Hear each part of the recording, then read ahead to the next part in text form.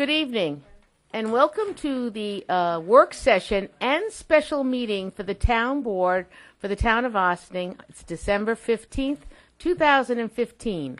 Please stand for the pledge. I pledge allegiance to the flag of the United States of America and to the republic for which it stands, one nation under God, indivisible, with liberty and justice for all. So this evening we're going to start with our special meeting. And we have both of our clerks here tonight, so we're very privileged. So, Madam Clerk, will you start? Roll call. Okay. Councilman Harder. Present. Councilman Wilshire. Present. Councilman Blaha. Here. And Supervisor Donnelly. Here. I'm going to make an announcement before we start, though. Okay. Okay? What an exciting evening we have in front of us. Now, that doesn't sound like enthusiastic enough, does it? What an exciting evening we have in front of us. We have a special session, which we're just entered into, to vote on the many laws we have been working on for the past few years. What a process, a fantastic learning experience, and a wonderful way to use the expertise of this community.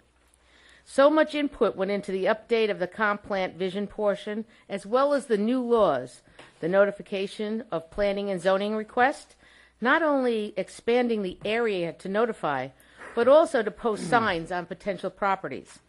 We're amending the tree protection, amending our wetlands code, amending our steep slopes code, and amending the subdivision of land and zoning chapters. Adoption of adding to the code a chapter for the Architectural Review Board, giving the Planning Board more to say about the facades and on new and rehabbed construction projects. And lastly, but certainly not least, amend the enforcement provisions of the accessory dwelling code, the dwelling units in the unincorporated area of Ossining, giving the building department the ability to inspect improved accessory apartments more frequently and to take corrective action should an owner not keep the apartment in good working order. These are very important additions to our town code, and we are proud of everyone involved in this process and cannot thank each of you enough who participated. AKEF Inc., 34 Broadway White Plains, on behalf of Glencoe Group, has asked us to refer River Knoll, a development on the old Stony Lodge property, I know, to the Planning Board for comments and review of the project. While there is a time frame that this review needs to be completed, the Planning Board can come back to the Town Board for extra time should they need it. This developer has been to visit many groups in this community, including the Chamber, the schools, this board, and as well as neighbors. This is not an endorsement of the development, but rather a request for the Planning Board to review and give the new Town Board their opinions. We will also be appointing Victoria Caffarelli of Ossining as the part-time confidential secretary for the supervisor. We will be having Victoria start now so she can be prepared for the new year. This is Supervisor-elect Levenberg's choice, and after spending some time with her along with Maddie, I truly believe that she will be an asset to the office during the transition and well beyond.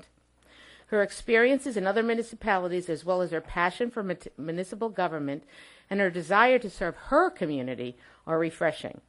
Maddie will continue to do the outstanding job she does every day, and with the assistance of Victoria, the supervisor's office will be second to none.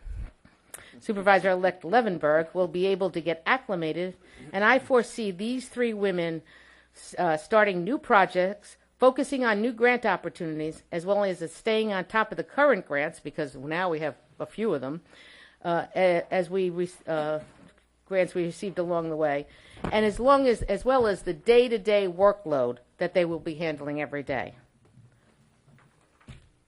Madam Clerk. Okay. Adoption of negative Do you want declaration. to see if anybody has any opinions, any comments on any of the agenda items?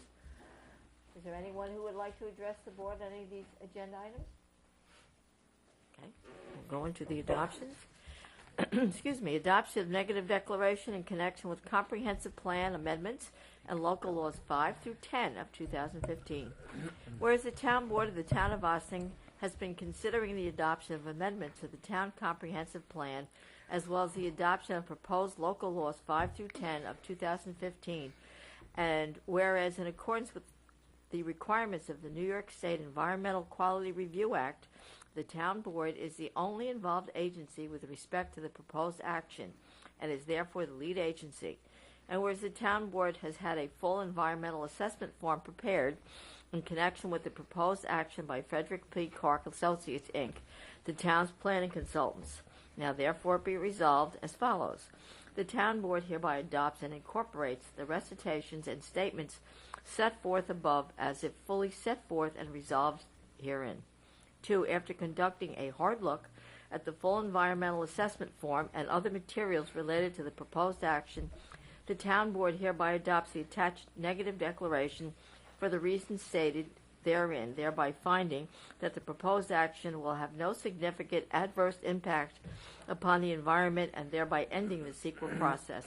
And 3, the Town Board hereby directs the supervisor to sign the negative declaration on page 2 of the form in the space provided and to have the declaration filed with the New York State Department of Environmental Conservation's Environmental Notice Bulletin. Do I have a motion? So moved. Second.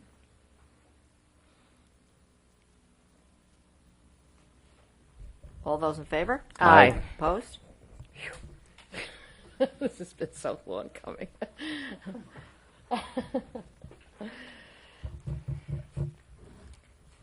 Whereas the Town of Ossining, pursuant to Section 272A of the New York State Town Law, adopted a comprehensive plan in 2002 following extensive public participation, and whereas pursuant to Section 272A of the New York State Town Law, the Town of Ossining commenced proceedings to review and amend, where appropriate, certain existing provisions of the adopted comprehensive plan consisting of the vision statement portion of the comprehensive plan.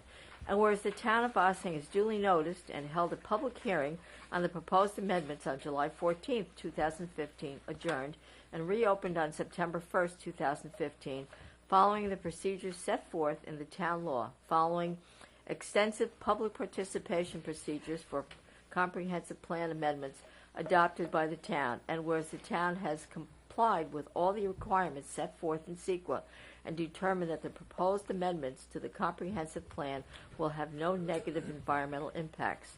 Now therefore be it resolved that the town hereby approves and adopts the amendments to the comprehensive plan in the form attached hereto.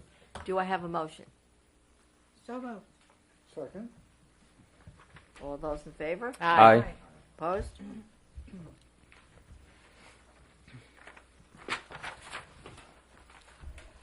Whereas the Town Board of the Town of Ossining has been considering the adoption of a proposed local law entitled Amending the Notification Provisions of the Town Code, which law would amend the notification provisions of sections 200-31, 200-46A, 200-48A, 200-49B, 200-50C, 5, 252C of the Zoning Code sections 176 5E, 176 6F, 176 7E, 176 11.1 of the subdivision of land and chapter sections 105 7B, 105 7D of the freshwater wetlands, watercourses, and water body protection chapters sections 167 11E, 167 11G of the steep slope protection chapter and sections 180-80F and 183-10G of the tree protection chapter of the Town of Ossining. And whereas in accordance with the New York State law, and after having provided all requisite notice thereunder, the Town Board conducted a public hearing on introductory local law number 5, entitled Amending the Notification Provisions of the Town Code on September 1, 2015, and which hearing was continued on the following dates: September 8, 2015, September 22, 2015, October 13, 2015, October 27, 2015, and November 10, 2015 at 7:30 p.m. at the Birdsall Fagan Police Court Facility, 8688 Spring Street, Ossining, New York. during which the public had the opportunity to be heard on such proposed local law. And now therefore be resolved that the Town Board of the Town of Boston hereby adopts local law number 5, 2015, entitled Amending the Notification Provisions of the Town Code, with such adoption to take effect as set forth in said local law and as otherwise required by law. And be it further resolved that the Town Board directs said local law number 5, 2015, to be filed and or distributed in accordance with applicable law. Do I have a motion? So moved. Second. Gladly. Now, this will be, all the following laws will be roll call votes. Councilperson Jeffrey. What do we? Aye. Aye. Sorry. Council, Don't want to put words in your mouth. I just Councilperson wasn't ready for me to be first. Aye. Councilperson Harder, Aye. Councilperson Wilshire, Aye. Councilperson Blaha, Aye. and Supervisor Donnelly. Aye.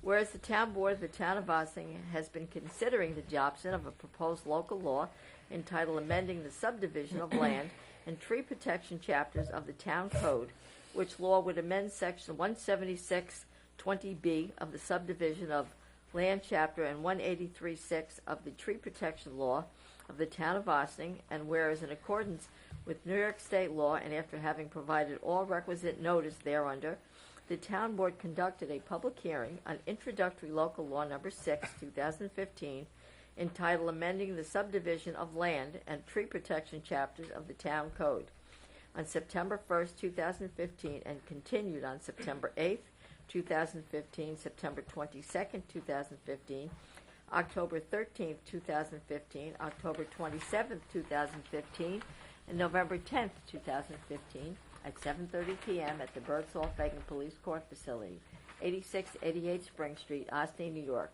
during which the public had the opportunity to be heard on such proposed local law, and therefore be it resolved that the Town Board of the Town of Ossing hereby adopts local law number 6, 2015, entitled Amending the Subdivision of Land and Tree Protection Chapters of the Town Code, with such adoption to take effect as set forth in said local law and as otherwise required by law. And be it further resolved that the Town Board directs said local law number 6, 2015, to be filed and or distributed in accordance with applicable law. Do I have a motion? So moved. Second.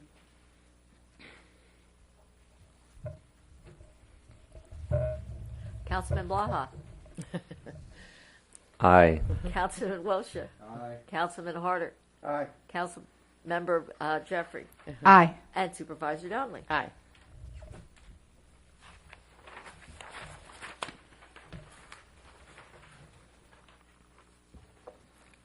Whereas the Town Board of the Town of Ossing has been considering the adoption of a proposed local law entitled Amending the Freshwater Wetlands, Watercourses, and Water Bodies Protection Chapter of the Town Code, which law would amend Sections 105-1A, 105-2B, 105-3A, 105-5A, 105-B4, 105-5C, 105-6A, 105-8A, 105-8B, 105-10B, and 105-10C, and adding new sections 105-2B, 105-1A, and 105-6A of the Freshwater Wetlands, Watercourses, and Water Body Protection Chapter of the Town of Ossing. And whereas in accordance with New York State law and after having provided all requisite notice thereunder, the Town Board conducted a public hearing on introductory local law number 7 entitled Amending the Freshwater Wetlands, Watercourses, and Water Bodies Protection Chapter of the Town Code on September 1st, 2015, and continued on September the 8th, 2015, September 22nd, 2015, October 13th, 2015, October 27th, 2015, and November 10th, 2015, at 7:30 p.m. at the Birdsall-Fagan Police Court Facility, 8688 Spring Street, Austin, New York, during which the public had the opportunity to be heard on such proposed local law. And that therefore be it resolved that the Town Board of the Town of Ossing hereby adopts local law number 7, 2015, entitled Amending the Freshwater, Wetlands, Watercourses, and Water Bodies Protection Chapter of the Town Code, with such adoption to take effect as set forth in said local law and as otherwise required by law. And be it resolved that the Town Board directs said local law number 7, 2015, to be filed and or distributed in accordance with the applicable law. Do I have a motion? So moved. Second.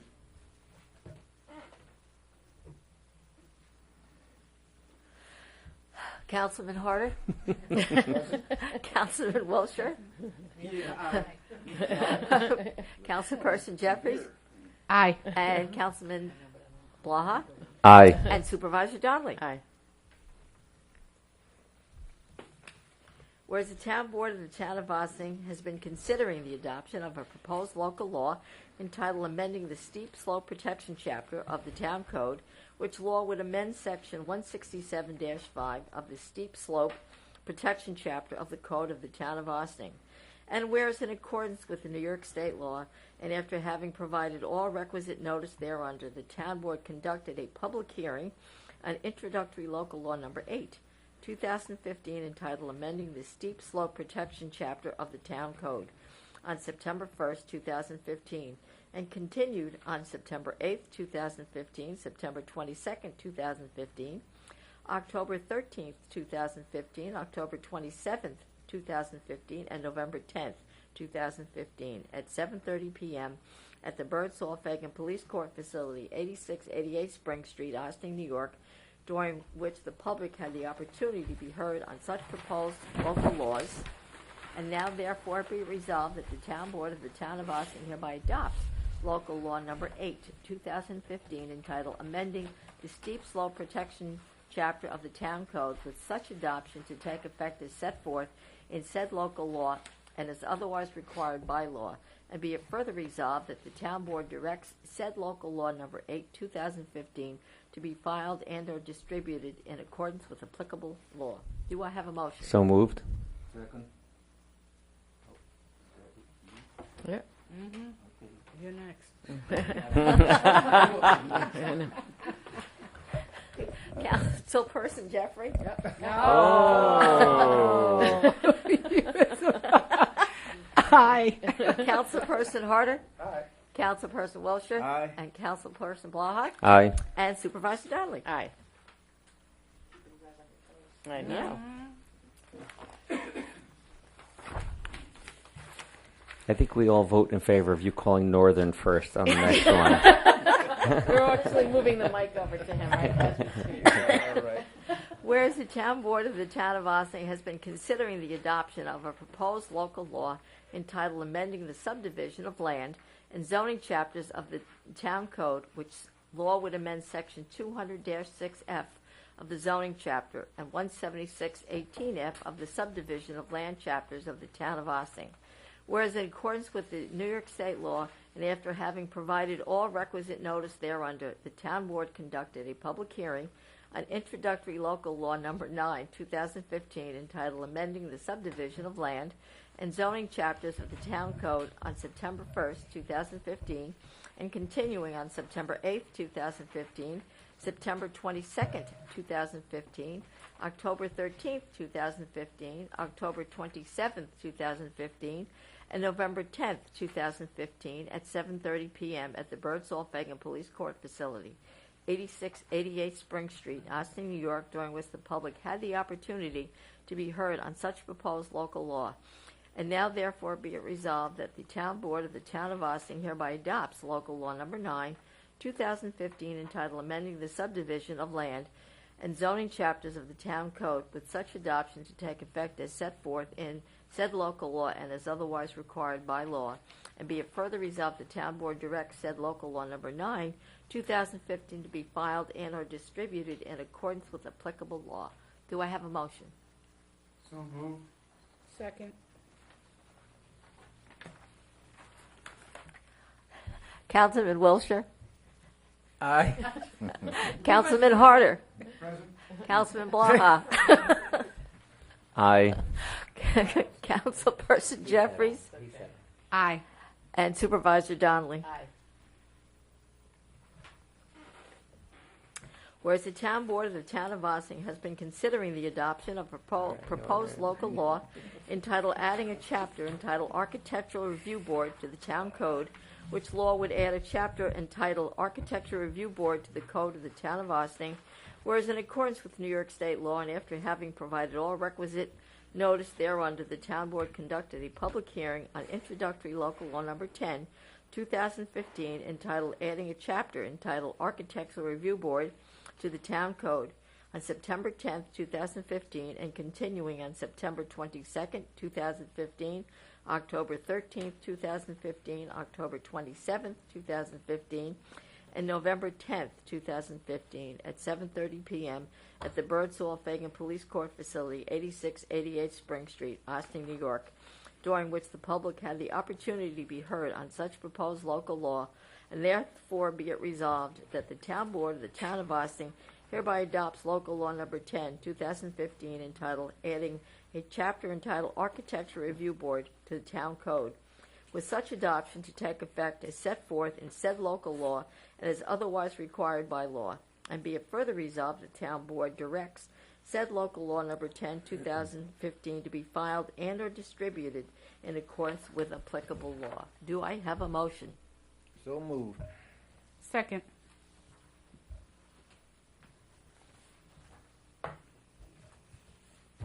Councilman Blaha, Aye. Councilman Wilshire, Aye. Councilman Harder, Aye. Councilman Jeffries, Aye. and Supervisor Donnelly. Aye.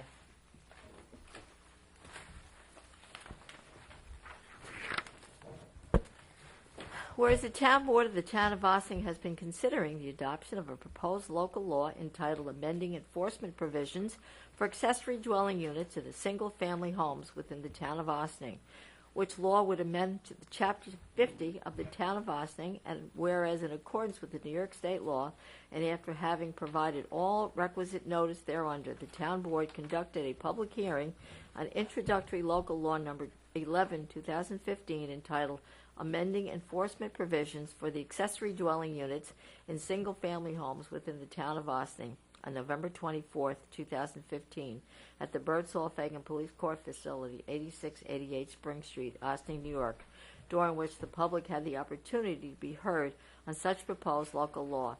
And now therefore be it resolved that the town board of the town of Ossining hereby adopts local law number 11, 2015, entitled amending enforcement provisions for accessory dwelling units in single-family homes within the town of Ossining, with such adoption to take effect as set forth in said local law and as otherwise required by law. And be it further resolved that the town board directs said local law number 11, 2015, to be filed and or distributed in accordance with the applicable law.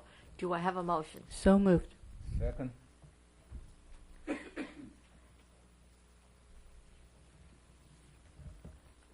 Councilperson Jeffrey? Aye. Councilperson Harder? Aye. Councilperson Wilshire? Aye. Councilperson Blaha? Aye. And Supervisor Donnelly. Aye. Whereas the firm of AKRF, Inc., 34 South Broadway, White Plains, New York, on behalf of Glencoe Group, LLC, has presented the River Knoll development to the town of Ossining, which is proposed to be constructed at 40 Croton Dam Road. Now therefore be it resolved that the town board hereby refers the development and the subsequent documentation to the town planning board for review and comments. Do I have a motion? So moved. Second. All those in favor? Aye. Opposed? Resolved, the town board of the town of Ossining hereby appoints Victoria Caffarelli Ossining to the part-time position of confidential secretary in the office of town supervisor at an hourly rate of $22 per hour, effective December 21st, 2015. Do I have a motion? So moved. Second. All those in favor? Aye. Opposed? That completes your resolutions for this evening. And we may have a motion to adjourn into work session. Motion to adjourn. Second. All those in favor? Aye. Opposed? We have to add him to the Yeah, oh yeah. We're going to take a short break before we start in our work session, and we are going to add on if there's any questions from the lawyer papers. Remember, we told them to come back this week. So we're going to take a short break, and we'll be back. But I just want to thank everyone because this is monumental what just happened. This was a ton of work, as I said before in my little talk. Lots of hours, lots of extra hours, and we want to thank everybody that was involved in doing that. Yeah. What? Oh yeah, go. Okay, you want to do it? You want to do it? Yeah, you can do it in the work session. Yeah. We'll take a short break, Matt. Agenda. We are going to do the clerk's department presentation. We're going to do the ground-mounted solar panel discussion with our building inspector, John Hamilton. We are not going to have. We're not going to discuss the ethics update because they won't have that ready for us. Okay. Possibly next week they'll have it ready, but we want it to be right, so if it goes into next year, that's not a big deal. But we are also going to ask if there's any questions about the emails that this young man sent to us, now a week and a half ago. Okay, so we're going to start with the clerk's department. We do every department. We have every department come in and give a presentation as to what their department does, some of the things that their department does. John did an excellent presentation and talked to us about carbon monoxide and smoke detectors. So, all right, if we turn those two little switches off, North and I will move to the side. There we go. And so, Marianne, it's all yours. Okay, why thank you. As you can see, we have a person here. It's the town village clerk's office, and this person has got 6 hands with 6 different things in each hand. That's in honor of Mary C. Because Mary maintains that we wear many, many different hats in the clerk's office. And she has said this numerous times. So we thought this might be a little bit of levity to this, but in all seriousness, as you can see, Town Village Clerk Mary Ann Roberts, Deputy Town Village Clerk Anne Marie Rocco, Part-Time Deputy Clerk Patricia Fricassi, and Part-Time Deputy Clerk Mary C. Let me just give you a little history about, I've been clerk since 2000.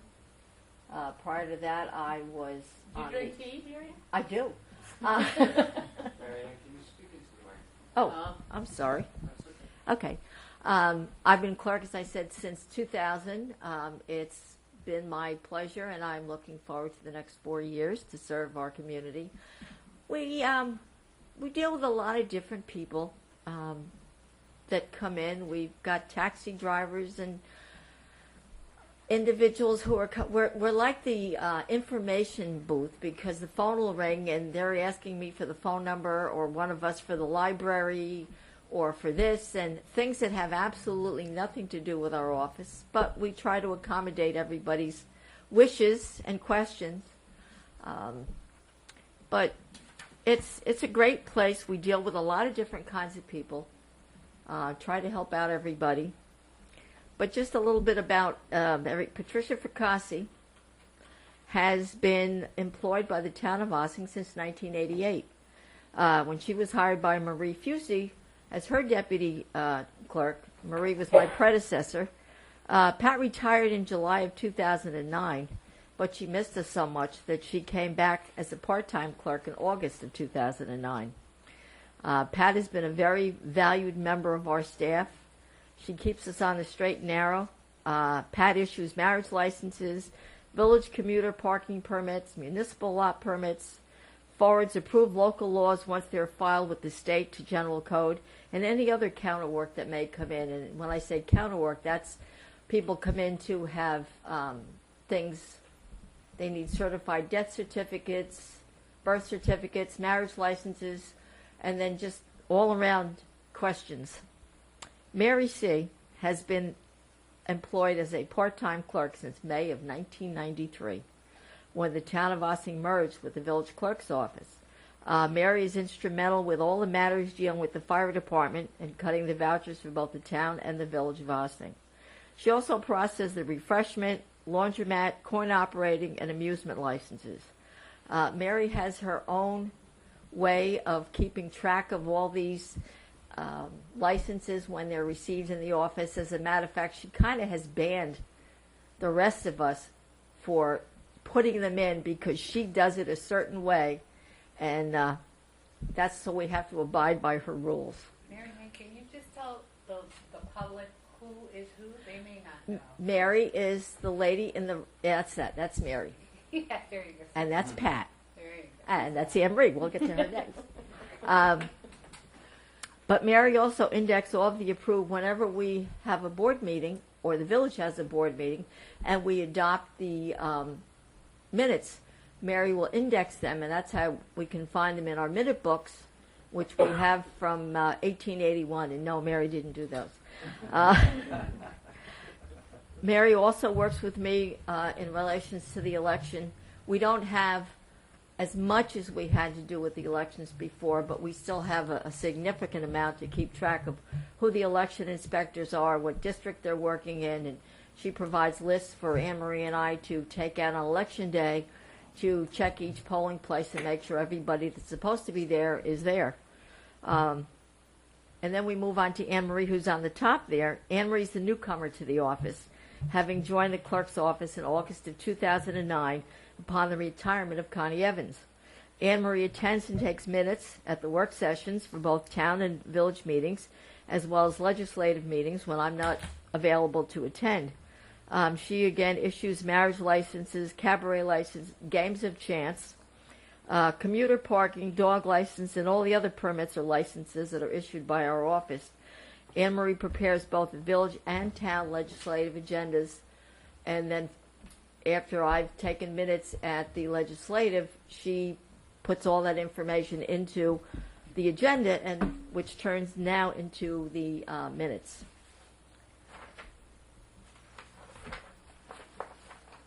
Now, the clerk's office, it's the village and town clerk's office because we have an intermunicipal agreement with the village, which I had said before was in 1993.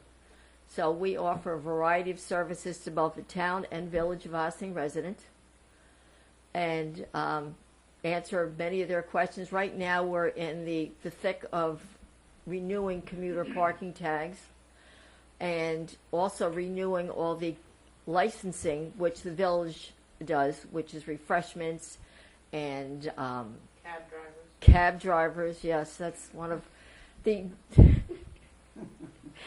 the commuter parking and the taxi company and drivers is probably the biggest challenge at this time of the year. The other ones flow along relatively well, but we do have some issues. I've got a call today from a gentleman. Oh, when are you going to be sending out the renewals for the commuter parking? I said, sir, they went out 7 weeks ago, and they're due today. Oh, I never got mine. As I said, we provide many different licenses, certificates, and permits to the residents of the town. We do marriage licenses, dog licenses, birth certificates. Now, since we no longer have a hospital, we still do have some births in Ossining. We have maybe 1 or 2 a year of home births, where these folks choose to have their children at home. But we also have birth certificates that date back to 1881, and we do have people who are doing genealogical research or coming in for their own birth certificates or that of their children for Social Security for whatever reasons. Again, death certificates, we do those for the town and the village, which they're now under one. We used to have 5905, which was village, and 5961, which was town, but the state had us merge it, so we just have one district for death certificates now. And if the person is pronounced within the town or village of Ossining, we have their death certificates. So the funeral directors will come in with the death certificates, and then we provide burial permits for them, and then give them certified copies of the death certificates. Again, peddler's permits, if anybody wants to go door to door or sell anything within the village or the town of Ossining, our office is where they come in and they get the application. Then we give them directions about going to be fingerprinted and then taking them down to the police department to be approved. in which time the permits are issued, or not for whichever case, but normally they are. We also process the handicap permits for village and town residents. Again, we've got the applications. They come in, fill them out, take them to their doctors, and then come back, and we give them the handicap. And if it's a temporary, it's 6 months. If it's a permanent, it's 5 years. And then the best part of the year is hunting and fishing. When our hunters come in, well, I need this district. Well, how come I didn't get it? Well, they only have a certain number. So sometimes we have a few disgruntled hunters because they didn't get what they wanted, but that's up to a lottery up in the state, so we have no control over that. When was the last time you got a license for a door-to-door peddler? Today. Really? And what? There, Oh, I see. yeah. Just, I need. I needed an example. Yeah, the gentleman was in this afternoon. All right, there you go. No encyclopedias? No encyclopedias. Not that we're aware of, anyway.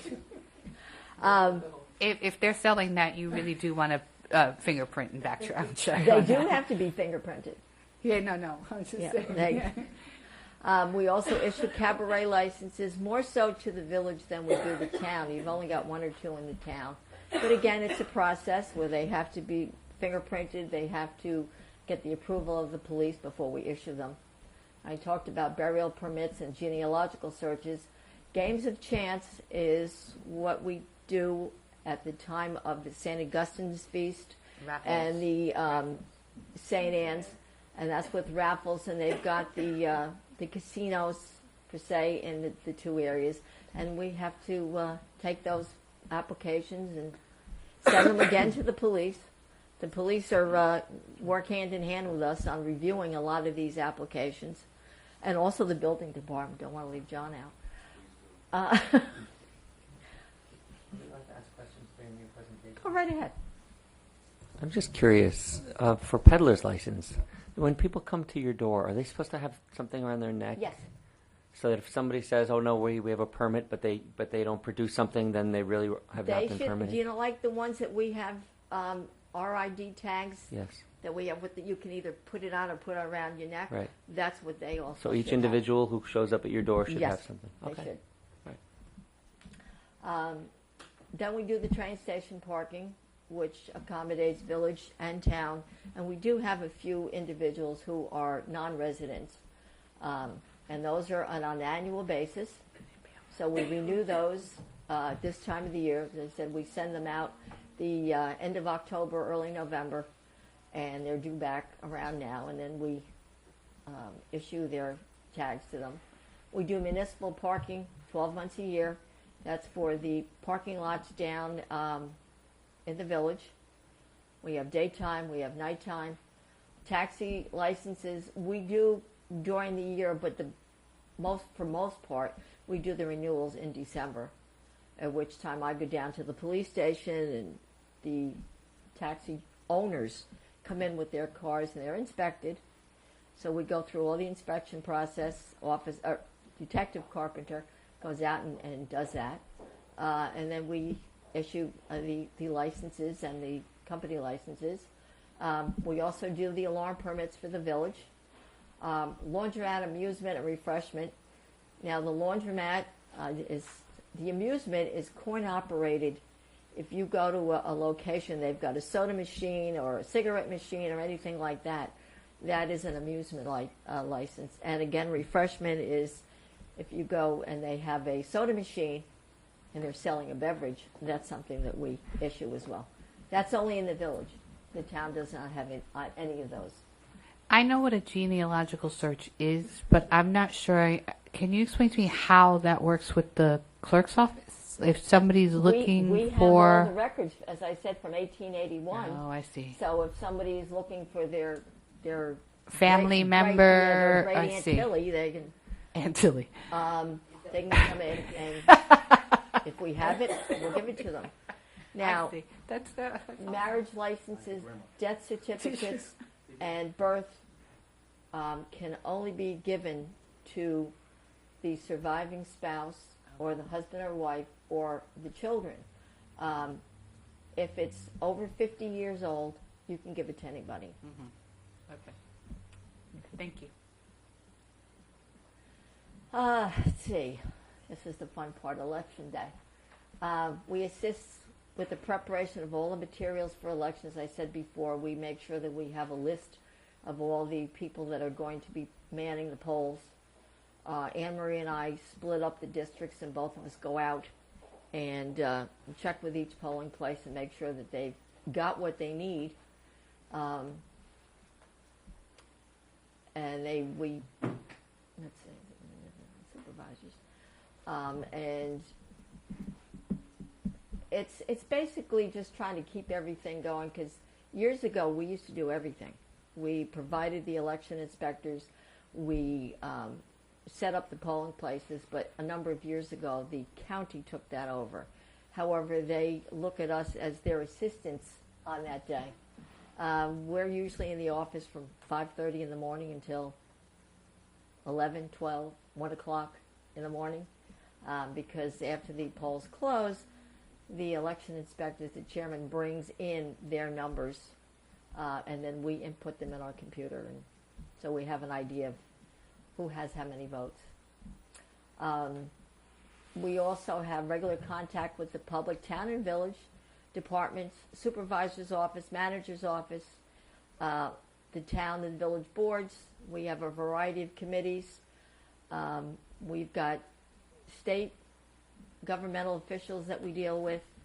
There's probably nobody that we don't deal with on one level or another. We attend town and village board meetings and work sessions. We prepare the agendas, the minutes of the proceedings. We index and we preserve all the permanent legislative, like these local laws that we passed tonight. I will have to prepare those and give them to Wayne to sign, and then they're filed in Albany. We also send them to the newspaper for publication so people know what laws have been adopted. Once they come back from the state, we send them to General Code, who then prepares that to be put into our code books. As I said, we file with the state, and we also file planning and zoning board minutes for both village and town as well. Miriam, Yes. where are those stored now? Over at the Where's police what? facility? What's stored? Your records A lot of the records are in this building. in this building? In this building. I have two, we call them vaults, but there's two little closets up on between the second and third floor and between the first and second floor where there's a lot of things. We have a tremendous amount up in the attic, and we have a lot of the minute books and birth and death and marriage in our office. So everything is basically at our fingertips, plus the fact that we also have it on Laserfiche. So we can just put a name in and just pull it up that way. So everything is relatively available at the drop of a hat. It's improved, in other words. Oh yes, once we got the Laserfiche, the village has done it as well as the town. Yeah. So it does make it easier. You put a couple of words in there and it'll pop up. As a matter of fact, we did one today and thought I gave Anne Marie a name to put in, and she goes, "Oh, wait a minute." And it happened to be our village corporation council, and of course her name comes up in every set of minutes that we have. So we had to kind of finite it a little bit. As I said, we're also the custodian of the records dating back to 1881. We have the minute books up in the attic from 1881. We also, this is Mary's primary job here, is maintaining the records for the fire department. We have the members and the drivers, and then come March, we also prepare the fire department tax exemption letters, which are sent out to all the firefighters that have homes within the village of Ossing, and they get a tax exemption on there. So those are processed. We also get, when there's the fire department is renting out one of their rooms at one of the firehouses, they also come to us, and we process those. We've got bond resolutions that we do whenever the town or the village is borrowing money. I'm in contact with our bond counsel, and we put those are on the minutes, on the agendas, of course. And once they're adopted, then I have to send things to the bond counsel. We have to send it to the newspaper. They have to be advertised. We have 6 bulletin boards around the village that we post these on. Then the local laws, as I said, are filed with general code. We also have the town and village ordinances, local laws, petitions, proof of publication, annual budgets, notices of claim, and bond notices. That's the other thing we do, notices of claim. If one of our vehicles happens to hit someone else's vehicle or something of that nature, if somebody trips on a sidewalk that they believe belonged to the village or the town, the notice of claim is filed in our office, and then I send it either to Gallagher Bassett for the village or to Jim Duffy for the town. And then we take care of any vouchers that come in for medical charges or full and final payments and attorney's fees, whatever bills that we get pertaining to those notices of claim. How can you reach us? Did you talk about foils? No, I didn't. Well, we receive FOIL requests. I try to. Yes. We have many residents who are interested in what's going on, and we have a lot of realtors that need to find out about a particular property that's on the market, or so they'll go into our office or the building department and file a FOIL request, which is a Freedom of Information. And I, again, have to process those and send them to whatever department is going to handle. The village is very heavy on FOILs. I think I did number 439 today. The town is not that. You've only had about 50. But again, that's a very time-consuming, and it seems every time I think I'm finished filing them away, the fax machine goes off, and hello, there's another one. But we do have a number of things that we do, and as I said, it's a very full and very busy office, and we have a tremendous amount of contact with the public. Where you can reach us, 16 Croton Avenue on the first floor. We're there Monday through Friday from 8:30 in the morning to 4:30 in the afternoon. You can call us at 762-8428. You can email me at mroberts@townofaustining.com. You can email Anne-Marie at arocco@townofaustining.com. And there's also forms on both the town and the village website that you can access if you need a handicapped application or Freedom of Information form. So we're very accessible to the public. And that's it. Does anybody have any questions? I do. Yes. I have a quick question for you. In this electronic age, what is the likelihood that the town clerk's office will eventually, if it doesn't already, communicate with residents via email? We do. So is there like an authorized list of authorized emails to certain residents that replaces regular mail, or is it just Well, on the FOIL request, for example, we have a number of people that will email me. I will respond to them via email. And if it's a village one, I will CC the manager and the corporation council and the department head that's responsible for the material. And then we, a lot of times, will send them the documents that they request via email. And what about things like parking passes? Does the town clerk accept payment by? No. No, at this point, we only take cash, check, or money order. And why is that? Because, Why does the town clerk not accept credit card payments? because until about a year ago, you couldn't take credit card payments. Okay. And now we're looking at different providers Sir. And I know that. That was like an interrogation. Going, why? I saw can't your you-" brow, furl over. We've talked about it, right? Yeah. Yeah, and because I think it came up in the context of tax receiving, right? Didn't it? With No, with she does. Credit card No, payment you can take credit card payments to pay your taxes online or an electronic check, but it goes through a third party.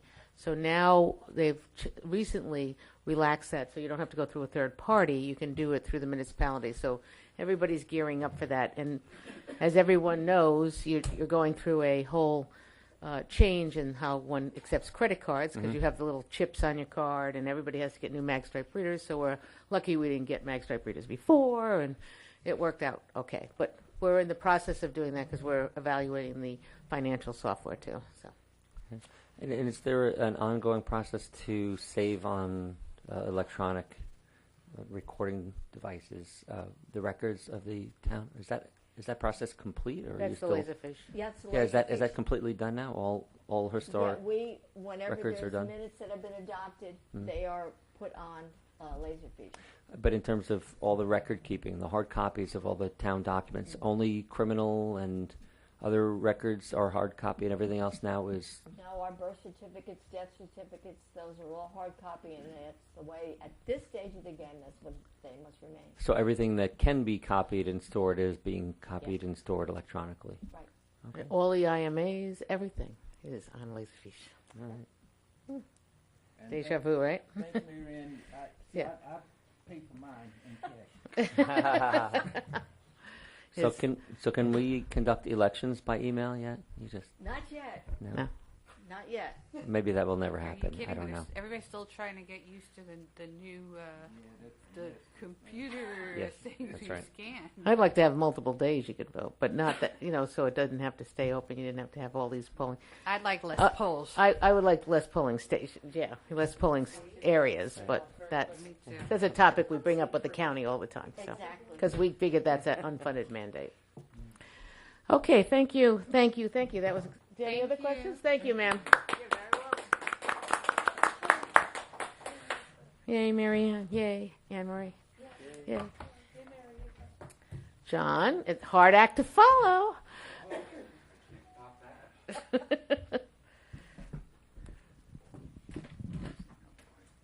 So we did pass out to the board your memorandum that you sent last week about, this is a discussion on ground-mounted solar panels. As you can see, we went through a solarized program, both commercial and residential. Lots of houses are either buying them through that company or other companies, but people are starting to show an interest where they don't have the proper roof, or they have too much shading in their roof, to do some ground-mounted solar. So they've been going to the building department. So take it from there, John. Right, we just received, well, we didn't get the application yet. We spoke to the installer who is going to be installing a ground-mounted system in a residential area. We currently have one unit in a commercial area, and that received site plan approval by the planning board because it's commercial. They're required automatically. However, in a residential area, there are no requirements other than the same as an accessory structure. It has to be 10 feet away from the property lines, has to be in the side yard or the rear yard, and it can't exceed 15 feet in height. So if you put these in the rear yard, now picture a house that has maybe 10, 15 panels on it. Well, we could put those 10, 15 panels on the ground 15 feet up in the air. The maximum height of a fence, if you want to fence off the neighbor, is 8 feet. So this could become an issue aesthetically to adjoining property owners. And I was hoping the board might want to consider, now that we've created an ARB, that we add something into the ordinances indicating that any system that is not mounted on the primary residence's roof be sent to the ARB for review, and this way they can make sure that adjoining property owners are not having a problem seeing 10 or 15 solar panels. Well, and then the adjoining property owners have the ability to come and make comments too. Right, right. Before just a building permit is given out. Yeah. Request can require screening as well. I was Right. going to say, is it, and I'm just asking, is it enough to just send it to the ARB and have them deal with it versus having any type of, like the accessory apartments, we have particular laws. We have rules about how that goes about. Should we be looking at certain type of rules? Because what if the ARB says you can have, maybe something where you can't have it over 10 feet, or maybe you can't have it over 18 feet. I don't know. I think that by sending it to an ARB as a town authority, they would have the authority to render a decision of where it goes and what kind of screening is put into it. They may say that, yeah, we understand you want to put 25 panels in, but we don't think that's proper for this area. I think the board, and Wayne, please correct me if I'm wrong, that I think the board would have the authority, if it's written properly, to do that. Yeah, we'd have to formulate the correct legislation in order to give the board that authority. Yeah. Don't forget the ARB is going to be the planning board, so No. the two boards are contiguous. I understand, and I think what I'm trying to ask is whether providing it to that board, which I think is going to be looking at many things in aesthetics. However, if there are no laws in place, then that just becomes a subjective. So they can tell one neighbor that they could have it 18 feet high, and and they could tell a different neighbor that they could have it 10 feet high. If there are no baseline types of rules, is all I'm trying to say. Yeah. The only concern I have with that is I actually think that these. You need to talk more in the mic, I think. I'm sorry? Oh. The only concern I have is I believe that the boards are subjective because you have to treat each property differently. Mm-hmm. You may have a property that has 25-foot trees all the way around it and you don't have to do anything. Or you may have a property that has no screening. So those two properties would be treated differently. So I think it is kind of subjective for them to make a determination as to what is needed to aesthetically please the adjoining properties and not have an interference with their enjoyment. Wouldn't you have to also? Oh, sorry. That's okay. Wouldn't you have to also get not permission, but notify that your neighbors around them see what they have to say about this before it's? Yeah, I would think that as part of the law, they could write in for a public hearing. That would be up to whatever the board decided on the procedures that you wanted. Certainly not unreasonable. So this is obviously going to go into 2016, but it's a good start to do it, but it's definitely something that you should look at, because you are getting more and more requests in. And so good start. Okay. Thank you. And thank you for staying, and thank you for being here when we did your accessory apartments, Yeah, it all worked out very well. Yes. A lot of laws were passed tonight, and there's going to be a lot of changes, and especially on my end of it, I'm very appreciative of the accessory apartment law revisions. We did want to get into these places every year instead of every 3 years to make sure that it's all inspires safety compliance. And I'm so glad now that we have an avenue for any homeowner, landlord, I should say, who is not complying, and we now have an avenue to send them in to possibly have a revocation. It's a good law. A lot of good stuff is done here tonight. Yep. Thank you, sir. Okay, thank you. Good night. Good night. Good night, John. Thank you. Adam, do you want to come up and do you want to give a brief? Adam sent us 3 emails. So do you want to go over? I mean, we gave time to the. This is about Sunshine Home.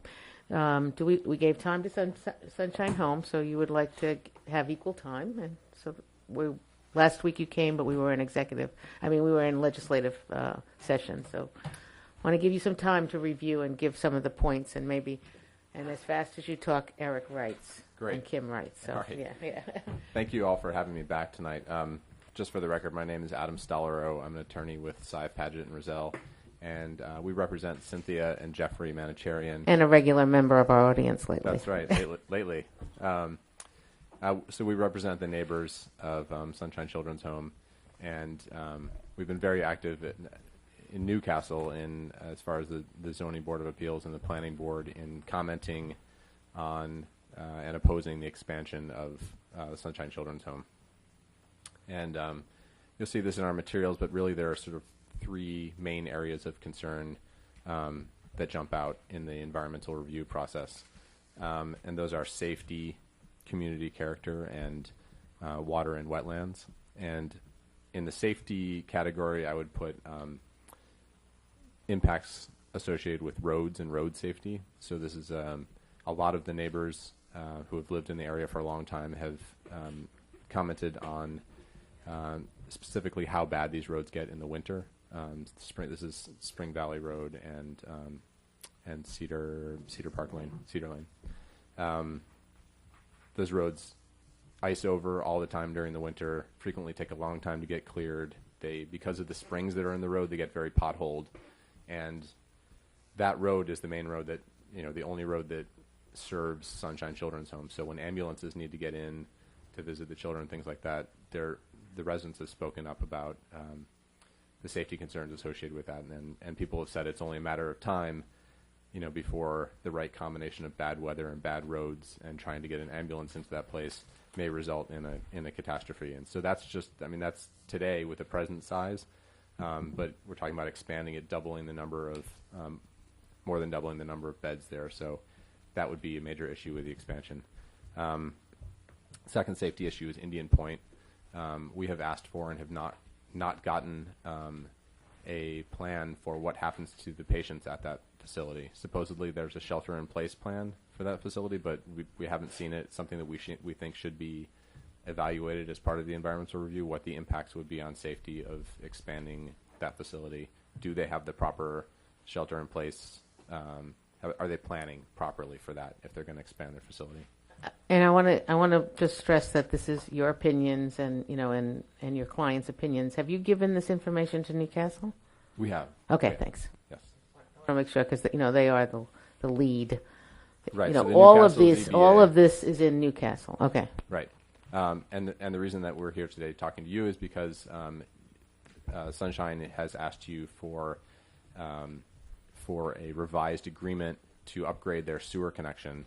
There'd have to be a new pump station and things like that, and the town board has the approval authority for that, which also makes you an involved agency for purposes of SECRA. And so that's why we're here today Well, we're involved because we're next door too. as well. Besides the sewer station. So they're specifically asking for that authorization, but as you point out, there are impacts to the town outside of the sewer. The second area of concern is community character, not just during the construction phase, although there are going to be something like 2,000 truck trips. Big dump trucks going up and down that road during the construction phase over 18 months. Okay, it's 200, but No, it's 2,000. is it 2,000? 2,000 truck Okay. trips. Okay. Because they have to do tree clearing on the site, and they have to bring in a lot of fill material. They're also going to be blasting, so they'll be bringing out rock and bringing in soil to level the steep slopes on the site in order to build. Okay. There are impacts associated with tree removal, and that also gets into a cumulative impact between what Sunshine is going to be doing, removing trees on their property, and what Con Ed has been doing recently on Glendale Road and Spring Valley Road, with really extensive clear cutting of trees. And one of the things we're asking the ZBA to do is to look at the cumulative impacts of those on just how many trees are coming out of this area.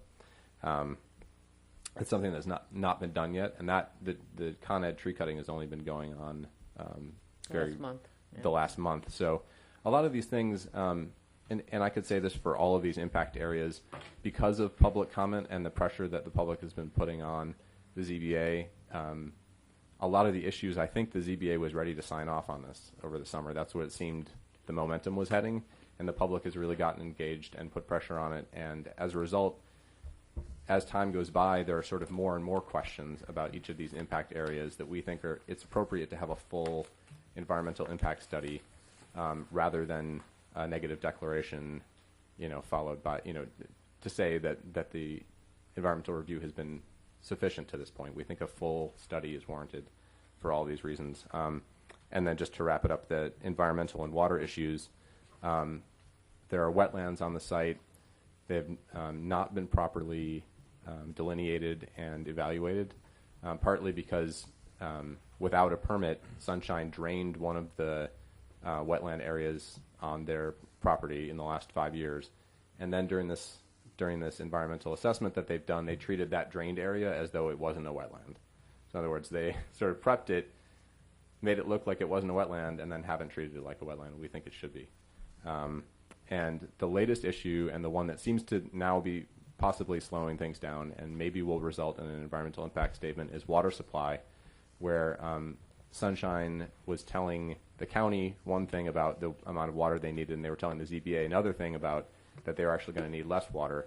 When the ZBA had their own expert go out, they hired their own hydrologist, had the hydrologist go out and look, and it turns out that because the aquifer on the site doesn't recharge, it recharges something like 17,000 gallons per day. Sunshine, at a minimum, is going to need 11,300 gallons per day. And so during a drought condition, that would really severely tax the aquifer and might have impacts on surrounding property. So there's now a water issue that's at play. And like I said, in all of these areas, either there's new information that came out as a result of public pressure, or the longer we wait, the more these other sort of projects come up, like the Con Ed clear cutting, and there's also a Newcastle. The Newcastle Town Board has, in its 2016 budget, has picked out Spring Valley Road, Alapartis Road, and Hawks Avenue as hazard mitigation areas. We've sent in a FOIL request to get more information about that program. We haven't gotten it back, but as time goes on, we're becoming aware of more things that we want to look into and that we think should be part of an environmental impact study. What would that be? What would be hazard mitigation? Unless it's what they're calling like paving. I don't know. All I saw was a line item in their budget. Spring Valley, Alapartis, and Hawks, which are exactly the same roads that all of the local residents have been saying make this area dangerous. And aside from the secret issue, we've been pressing this as a zoning issue, because there's a zoning requirement that nursing care facilities be on a state or county road, which Spring Valley Road is not. And part of that has to do with the level of maintenance, et cetera, that goes into keeping those roads clear in the winter and keeping them well maintained so that emergency vehicles can get in and out. I just want to tell you that on Cedar Lane, the town of Ossining part, it is always clear. Now, I don't know about Newcastle. I don't want to talk to them, but with the amount of money that but with the amount of time that we go out on those roads and the amount of salt that we use, just for your information. Okay. Okay. So, well, thank you for that information. Wait a minute. Let me turn. I'll start with Eric. No, start with them. Okay. I have a couple of questions. Thank you very much for coming back. I knew you were ready for us last week, and we weren't ready for you. My so pleasure. Thanks for being here. As I've given a lot of thought to this project, I've read a lot of correspondence, and I've had many conversations with many people, and I can state unequivocally that I, from this seat, strongly support a full environmental review of this project. And I would encourage the town of Newcastle to treat it as so requiring that full environmental study. So I'm very strongly in support of that. With the issues that include blasting, tree removal, traffic and construction, wetlands, water aquifers, density, zoning, steep slopes, earth moving, I don't think, I cannot see how this would not easily qualify for a review. Now, how it all comes out, I don't know. But that's what the review is for. Exactly. So I can state that unequivocally. That said, one of the main issues that is brought before this board was a potential authorization to increase the sewer. It has implications. Sewer lift station volume and making modifications. And I'm just curious, from your standpoint, as you stand here, does your client have any issue with that standalone sewer volume issue? It's not an issue that we've looked at specifically, only because there's not a lot of information out there. We're sort of stuck with whatever information comes out of these environmental the environmental assessment that's been done to date. So there's not a whole lot in the record on that right now, but we're interested in hearing more about what the potential impacts would be. Okay. So going back to a couple of the points that you talked about, the draining of the wetlands. How do you know they drained the wetlands? They submitted a letter saying, oh yeah, there was a wet area there where we're planning on putting that parking lot, but there was a pipe, and once we fixed the pipe and added a pump, it drained the area, and now it's not wet anymore. So they basically admitted to they draining. admitted that they've been doing that under the town of Newcastle wetland code. They would have required a permit.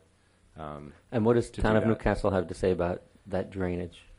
So their first response from their environmental, I forget the official title, but it's their environmental planner or their environmental consultant, who's the town consultant, said, well, we can't tell what that wetland would have been like. So therefore, we can only assess it as what it is now, which is a dry area. Well, dry means not wet, but what about hydrology and other things like that? Was that tested? We've learned a lot about wetlands, Yeah, no. Yeah. the soil. Right. So one of the things you'll see in the materials that I sent were letters sent to the zoning board from our wetlands consultant, who said, "Oh no, there's a method for testing and delineating disturbed wetlands, and you haven't used it." And the zoning board's response was, "That's right, we haven't used it." So that's where we are now. They've admitted that they drained it and that they haven't used the methodology for delineating a disturbed wetland. And there is a methodology, and they should use it as part of the environmental impact study. Okay. And you talked about restoration. What would be involved with restoration? If it turns out that wetland would be valuable, and or that the only way that they did do this draining activity illegally, then one thing that the town could require them to do is block the pipe, turn off the pump, let the water come back, because it was a seasonal. They've admitted that it was a seasonally flooded area, and the photos that we submitted as part of our first memorandum of law, and they're in some of the other Carpenter environmental things. You can see on the aerial photos where there's a big pond there. So you would let that pond come back and then see what value that area had. Did they explain why they drained it in the first place? They're using that area now to park vehicles and things on the grass. So I think that they just did not want a wet area there. That's as far as I know. So they might be willing to repopulate that with water after the construction. I don't think. No. That's as part of the construction. They're planning on paving that area over to extend their parking lot. Oh, I see. Why did I thought the wet area was down below. There's more than one. There are three wetland areas. More than one, yeah. One is called Wetland A, is at the bottom of the hill by the road. Everyone agrees that that's a valuable wetland, and they're doing some mitigation, removing Phragmites, which is an invasive species, and things like that around that wetland area. Oh. Wetland B is what they say is an artificial pond, but they've also admitted that since they've owned the property, they drained it, dug it out, and put in an artificial liner, so that it's really an artificial pond now. And so again, that activity would have required a permit under the town wetland law. They did not get one. So it's a second area on site where they've done some activity that they shouldn't have without a permit. And now they're saying that man-made pond has no value as a wetland, and that's wetland B. And then the one that I was talking about before, we're calling wetland C, but that's the area right next to their existing building, just to the north of the pond. Is there any criteria? I don't know. I'm asking you as a lawyer. Is there any criteria? Because I think in the area of law, there is sometimes considered like an equitable theory of, what do they say? It's unclean hands, where if you show a propensity to do something without permission or without authority, that somehow casts a shadow over your conduct. Is there something like that it is equivalent in, say, an environmental arena, or is there no such thing as that? We've made that's been part of our argument for why this project should be slowed down and why a full environmental impact study should be done, because that's just one example of how Sunshine has not been completely forthright in what's gone on the site until people pressed the issue, and then they said, yeah, that's what we did. So that's what, it's not, I know exactly what you're talking about, but I don't think there's the same, I mean, I guess I would say in the environmental impact arena, you would say, well, let's not give as much weight to what their experts are saying or what the applicant is saying, because we've seen that they're not being completely forthright on some of these issues. So it would force the lead agency to look harder at all of the impacts when it looks like they're hiding the ball on some of them. Okay. Now, I just want to be clear that I have not formulated an opinion as to whether they did or didn't drain wetlands or whether they, they did or didn't violate Town of Newcastle's law. I'm just responding to your comments. So your comments have sparked some questions from me, but I don't mean to suggest that they've done anything wrong. I don't know. I'm just commenting to yours. So I saw in your letter that you said that this exceeds the density of Town of Newcastle. Is that for hospital beds or something else? Yes, there's a density requirement for, you have to have a certain number of acres per bed, and they need a variance from that requirement in order to expand the density on that site. And do they agree that they do? I mean, is that something that they've formally applied for that area variance? Well, that's really what. Is that the 80? They're zoned for 80 something. 80 something beds. 80 something versus the 123 that they want. Yes. It's the real reason that they're before the zoning board is for that variance, for the number of beds. Right. And They'd the be size allowed of the building. 83 beds under the current zoning, and they're seeking to add up to 122.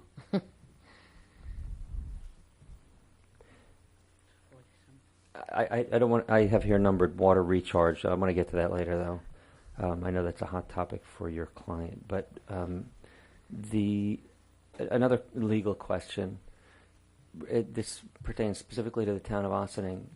I don't know, from an environmental standpoint, which laws apply. For example, if you have a wet, steep slope, or a wetland, or a tree removal.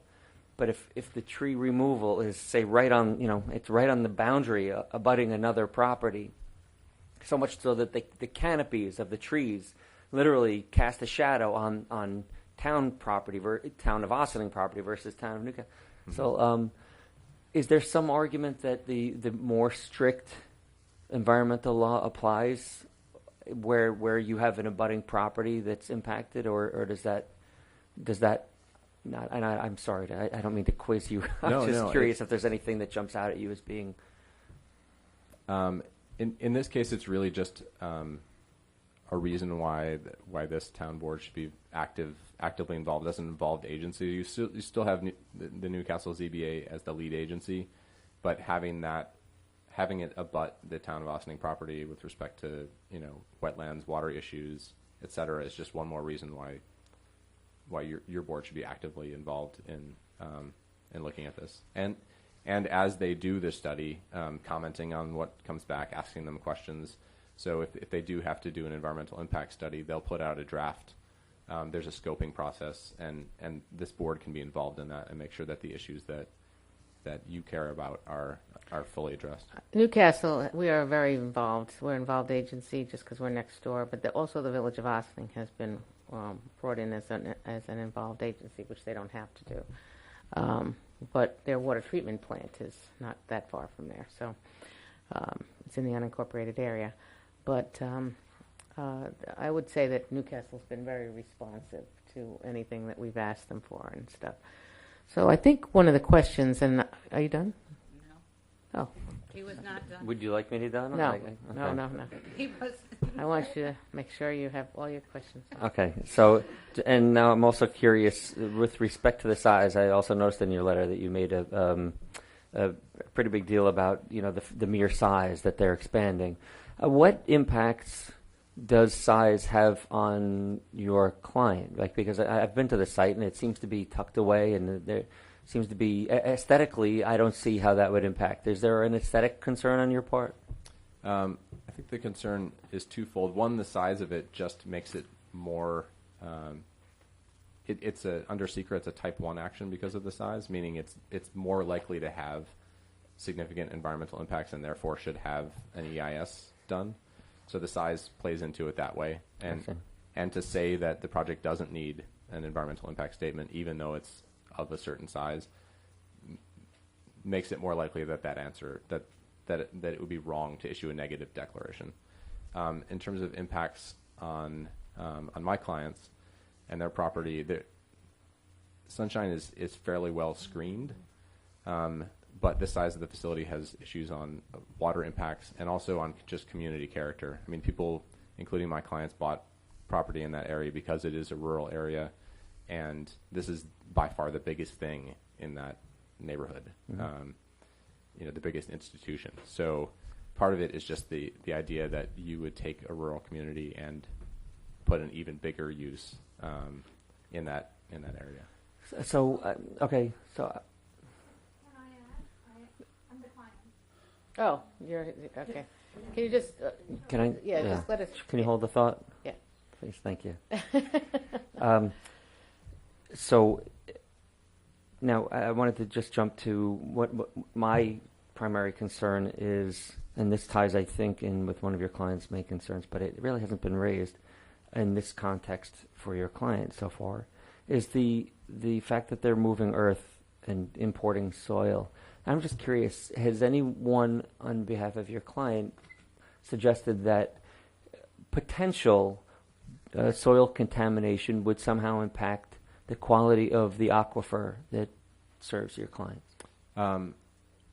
We have not raised that issue before the zoning board, but other commenters have, and we agree that should be part of the impact study, and that there should be some controls in place to make sure that the soil is properly tested and that they're bringing in clean fill, really clean fill, and not just giving lip service to that, because the potential for contamination from soil that's supposed to be clean but isn't could impact the aquifer and also just leave that site in a state that needs to be cleaned up later. Has some expert actually suggested that the aquifer could be contaminated by bad soil, for lack of a better word? Or is that just we're just saying it needs to be reviewed and it'll be discussed at a later time? We're saying it needs to be reviewed. To my knowledge, there has not been an expert who's weighed in on that issue, although because there are steep slopes on the property, there's going to inevitably there will be, even though they'll have a stormwater management plan during the construction phase, like inevitably there's water that's going to run off and run down into the wetland and the stream below feed into the Indian Brook reservoir system. Right, but that doesn't serve your clients though. The Indian Brook. Well, my clients They're on wells. are on wells, and as well. and that's where the aquifer comes into play, right? Yes. Okay, so all right, so you've told me that there's no expert that says that contamination, because I'm not talking about construction so much as I'm construction runoff so much as I'm talking about leaching contaminants into a tributary or an aquifer over the course of 2, 5, 10 years, where that could have a long-term impact. That's all I was just wondering. Right, that's something that we want. But if you've gone to all of the Newcastle meetings, you know that they're going to have massive inspectors up. That's what we're being told. They're going to have massive inspectors up there, looking, checking everything. And I've said that to you, because they were very adamant about that part in a meeting that we all had with them. You understand that there's a water issue, right? Yes. Do you want to say anything more about the water issue? I think it's public knowledge, isn't it? That there's a report out about that the wells. Yes. Yeah. Yes. I just wondered whether you knew anything more than I did about where they might get alternative water supply I think they're looking. if the wells are not sufficient. Well, Correct. so that ties in with what my my last question is, because I know this is probably maybe the top item on your list, which is the water recharge and all that. The developer / owner has emphatically said that this is not an issue. That they simply don't need that much water, and they don't use that much water, and they won't have an impact. And given, I mean, I've met with the owner and his attorney, and you know, I believe a lot of what they say. They've developed for me a bit of credibility, but this is the sticking point, and I don't know why there's such discrepancy between what you're saying and what he's saying. I'm not trying to pit you against each other. I'm just pointing to the fact that there's disagreement. What are we as a board to consider as the right answer? I just want to, I think this, I'm sure this is public knowledge, but the Newcastle did their own testing. They had their own testers come in, and they think there's a issue with the wells. But it was the Newcastle testers. Yeah, that said, you know, they brought in their own experts. They went up there, and they have a report in front of them. I think that's part of the reason that everything keeps getting postponed till the end of January now, even going before the zoning board. Well, Sunshine Home is. Yeah, not you, but Sunshine is. And I think it's while they look for alternatives, because I think that's where your crux is, right there. That's right. We had not brought in our own hydrologist to look at that. The zoning board, that was actually the one issue that was left. The zoning board closed the public hearing to all issues except for the hydrology issue, and they hired their own hydrologist. And everything that's in my letter about hydrology is just quoting the town's hydrologist. So I think that, you know, while you can talk about aquifers and water and droughts, because we had a drought this summer and we had people affected by it. I'm not sure if your client did or not, but we had other people whose wells were drying up. So, but from what we gather from our last meeting with Newcastle, is that water is the issue. I just want to point out that what we're talking about, what our actual action is the sewer lift station. Again, you're on septic fields. You know, no one's tied into that septic. They're not septic, they're on sewer right No, they are. His clients are, I'm sorry. No one else up there is on sewer lines, but the Cedar Lane Park and the Sunshine Hospital, and I mean home. Yeah, house. So home. Let me keep calling home. Yeah. You know, what's in front of this board is a decision: do we allow them to upgrade? Now, had there been no new building, had there been no expansion at all, would we at that point? And we had somebody that shared a sewer lift station with us, because you can imagine how costly they are to maintain. Came to us and said they wanted to upgrade it, which we have happened when we have construction, you know, different developments. Would we go for that? So, you know, this board, and by the way, the next board will be deciding on that issue. That's the issue. We're an involved party, but we are not taking the place of the Newcastle boards, and they were quite adamant of telling us that this is their purview, and you know they're going to take care of it. So while we are, you know, understand where you're coming from 100%, that is the one issue that we have. So it's a sewer lift station.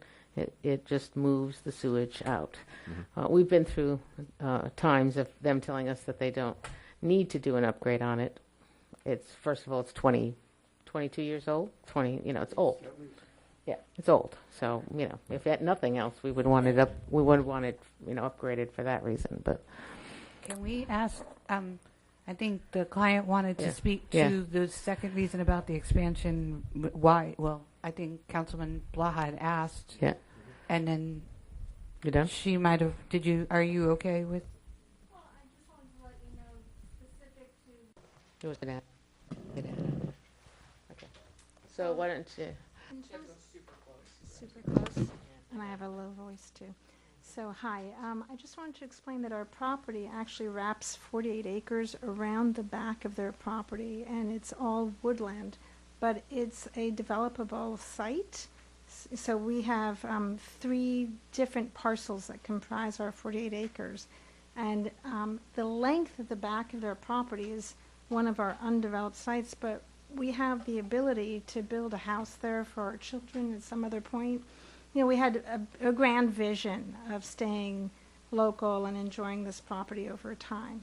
So the way in which their new building will run the length of the back of their site, it will be a wall of building that we'll see very clearly if we were ever to develop or even to sell, because we have the right to sell that piece of land too, and I think it's like 22 acres, but it's untouched at this time. So in terms of future opportunity, that would impact us, absolutely. So. Thank you very much. Thank you. Okay, so thank you. Thank you. Did you have any questions? I don't have any questions. I wanted to echo Councilman Blaha's sentiment that, notwithstanding what they do, notwithstanding, any other things, just based on the virtue of steep slopes, wetlands, tree removal, fill moving, those are clearly things that are very important to this board. We just passed laws to, really speak to some of these new ways of dealing with trying to preserve a lot of our environment.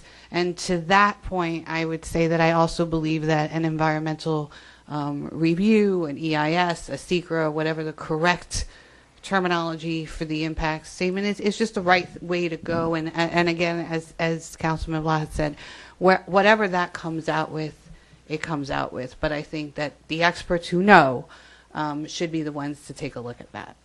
I echo that.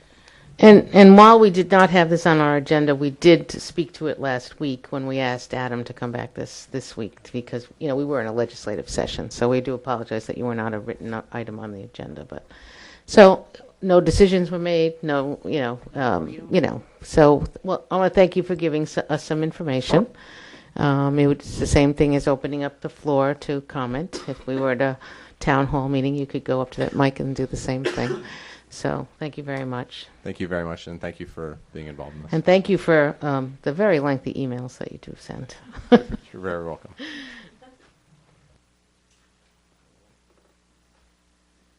Okay.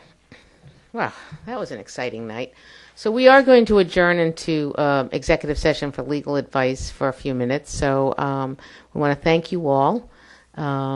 It's as much as I love the weather outside, and as much as we don't want snow, I am concerned that we are unseasonably warm. And so should the cold weather come, it's coming. It also has a tendency to clean up disease and stuff. So anyway, have a great weekend. Good. Yeah. Aside from, you said that we would have an opportunity to talk briefly about the lawsuit. Oh, I'm sorry. Yes. Can I just make a Absolutely. a brief sort of personal summary? I just wanted to just comment very briefly on, well, maybe not so very briefly, on the landmark legislation passed tonight by this board, who has worked steadfastly for years, considering the current status or the former status of environmental regulation in this town. And I cannot express more emphatically how pleased I am that this board has passed these environmental regulations in terms of regulating wetlands and tree removal, steep slopes.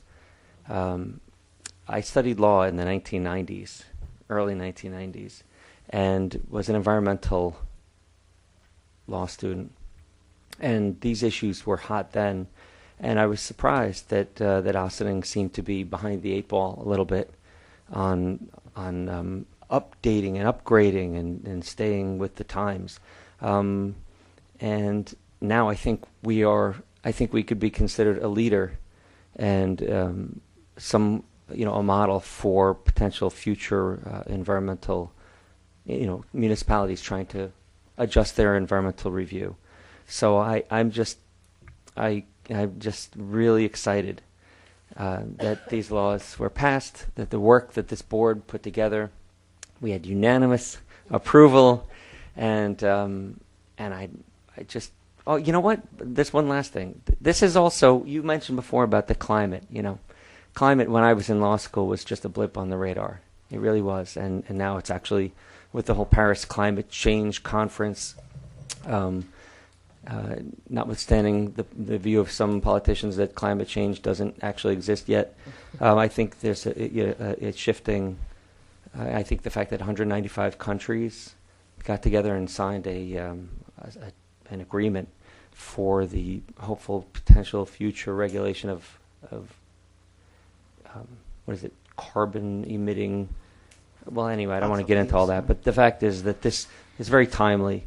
This whole passage of our environmental laws in the wake of the Paris climate change. I sort of feel like this is, Paris number 2. So I'm very pleased. And, and thank you to this board, and thank you to for all your support. So that wraps up. This is the final work session for this existing board. We have a new board coming in next year, 2016, and we welcome them. This will be 3 new members of the board. We'll be at our last legislative meeting next Tuesday, and we want to make sure that everybody joins us. I was trying to calculate the dates because you know how I always screw up the dates, but.